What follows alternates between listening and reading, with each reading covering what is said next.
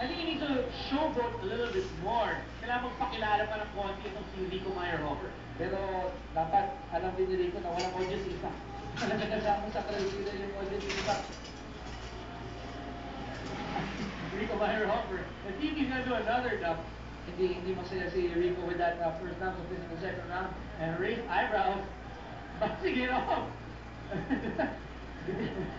Now, Sasha, we have to see Rico Meyerhofer. We have to ask him later kung sinasadya niya. Oo, kailangan natin malaman kung ano yung sinusubukan niya doon.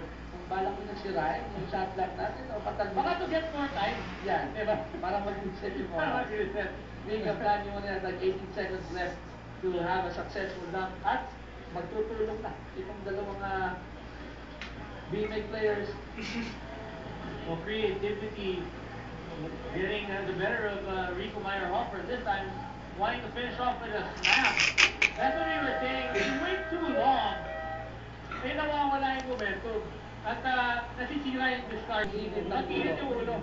Very hard to please talaga. Pero maybe that's Nico. But of course, everyone, this is all done in jest. Alam mo, we're all enjoying here in Puerto Princesa. Even Nico and the rest of the talent here, we're all enjoying the show rather than the players are giving for everyone here in Puerto Princesa. Dami ng kaartehan nito. To join here and JP and Tal sporting a Samboy Lim jersey. Talk about creativity. Woo!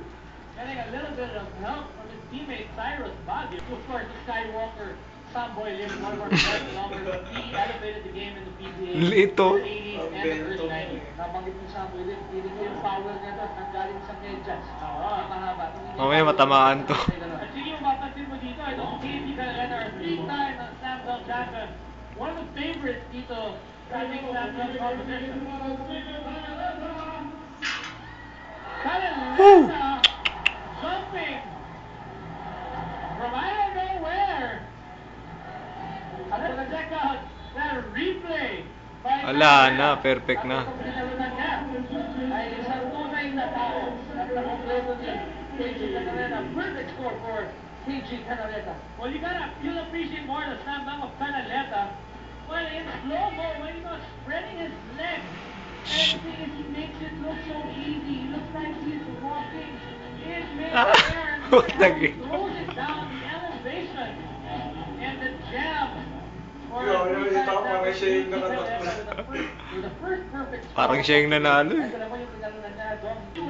Gabe Norwood and KG Canaleta, the first time that all three of them are joining sabay-sabay in one slam dunk. And these are the three high flyers of the PBA. Alam naman natin, they can dunk that basketball well. Oh! A power dunk by Kelly Williams. That's a dunk.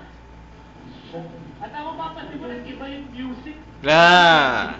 Dahil si Kelly Williams, yung pa-dunk na. Look at that. Look how difficult this dunk is. Turning in mid-air, 1-2-hand reverse slam for Gabe Norwood. Wala kasi Amerikano naman to eh. The authority, throwing it down. Look at that. It's a power dunker. Itong si Kelly Williams. Binong dapat na yun.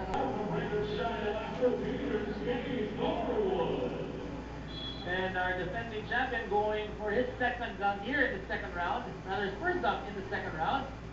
Oh!